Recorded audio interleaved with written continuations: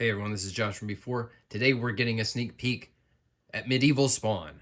This was sent over by our friends at McFarlane Toys. He's up for pre-order right now, and he's expected to be shipping at the end of May. I'm surprised it took us so long to get a 7-inch Spawn in this new line, and I'm also wondering, where is the Kickstarter Medieval Spawn? Wasn't that supposed to happen at some point? What's going on there? Let's dive right in and get this guy out of the box. All right, we've got him out of the box, and I gotta say, this is a very impressive figure. He's big, got chunky proportions, feels very sturdy and heavy in hand. A lot of these big armor pieces are actually this soft rubbery material, but you wouldn't really know from looking at it because it's holding the detail really well.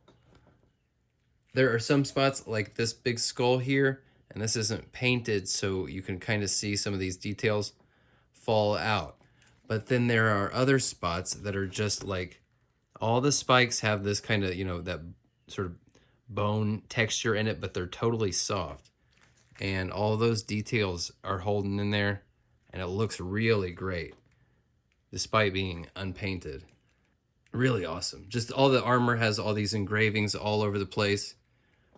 Different kind of inspirations, you get the sort of Nordic or Celtic kind of stuff, and then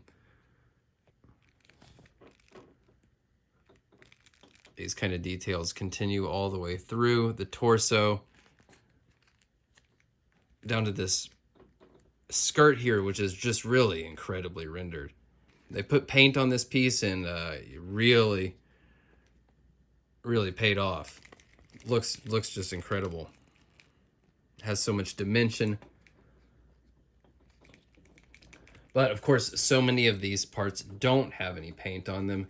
Big, huge, unbroken pieces of sculpt here that just don't have any paint on them.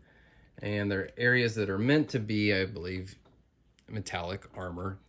And it does take it down a notch, which is just a shame because, I mean, the pieces that do have this metallic looking armor are just really sensational. They pop. But then it's right next to this stuff that's just all one big color block.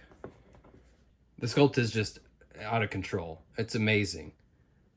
Love this the edge of this cape here. It's all folded up, but it still feels kind of sharp and dangerous, and the skull's here, pinning it to the back. Just really fun details to pour over everywhere you look. I mean, this is executed really great, where it's got the big shoulder pad, then an extra layer on top of that shoulder pad, and then these spikes of the base color poking through that red. That's great. It just breaks up the color a bit, but when you get, chains next to the skull, next to this, next to these, and all this stuff from the knees down, and I really hate to be that hard on it because this is just a tremendous figure. But I do feel like the unpainted sections are going to be a deciding factor for a lot of people. I think it's going to turn a lot of people off and cause a lot of people to pass on this banger of a figure. This dude's out of sight. There's some great movement in the shoulders here. Despite these massive, cumbersome shoulder pauldrons here. Surprisingly, they're attached at the shoulder. But they still have some great range. The bicep moves. Oh my God, look at this. The details continue to reveal themselves when you start moving it around. Just love to see it. The shoulder pieces being on the I think a T is possible. You're gonna be kind of moving some stuff out of the way. There's a lot going on the shoulders.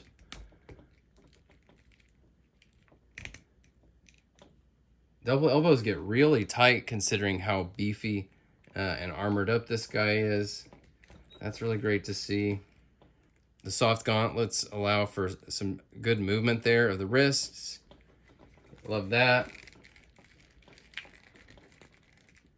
Pretty decent movement at the torso, just given this guy's massive proportions and cumbersome armor and stuff.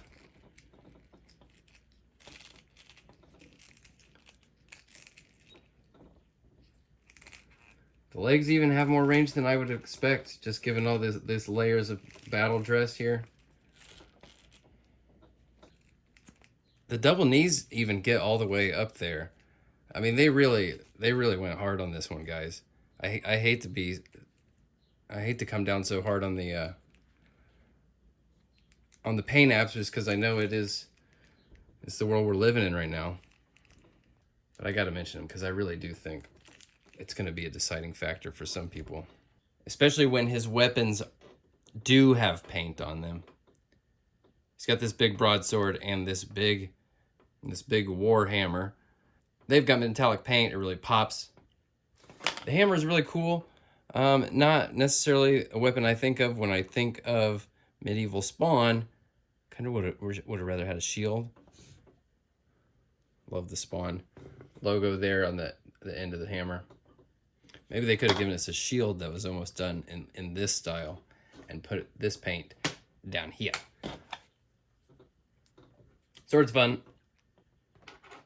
They're both just painted silver all over. They've got a lot of extra details like wrapped handles and things that would look amazing if you wanted to put a more complex coat of paint on there. The weapons fit in the hands nice and easily. He stands really well because he's got these big broad feet.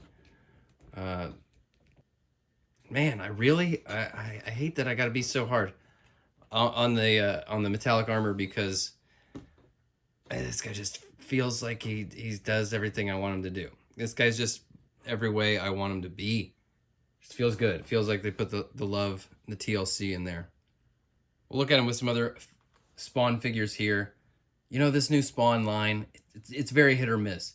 But when they nail it, I mean, they just annihilate it. This dude in hand is up there with the best of this new Spawn line. And everybody was wrong about this Kickstarter Spawn, man. This thing is dope. The people that were crying over this thing, they were out of their minds. Look at these chains, dude. Get out of here. And of course, medieval Spawn, you want to see him on a horse. He works great on this horse, but I'm realizing now, trying to get him on here, he doesn't have ball joint angles. He just has this one ratchet hinge. It twists, but it's not really a ball joint. So be aware of that. This dude rocks. Very happy with this dude in hand. The paint apps, maybe that will be a factor for you. And, you know, the design, they kind of, every time we see a new medieval Spawn, he's sort of a different design. So if you're the type of person that really was wanting first appearance style or a specific look, this doesn't exactly match anything we've seen before. This is great. It's a homework assignment for me, though, because I definitely want to add some paint to this guy and make some of these details really pop. Decide for yourself whether you need him or not, but if you see him in store, be aware this is a really cool fig. All right? Thanks for watching, gang. Thanks to McFarlane Toys for sending this over for review. I will see you guys very soon. Bye.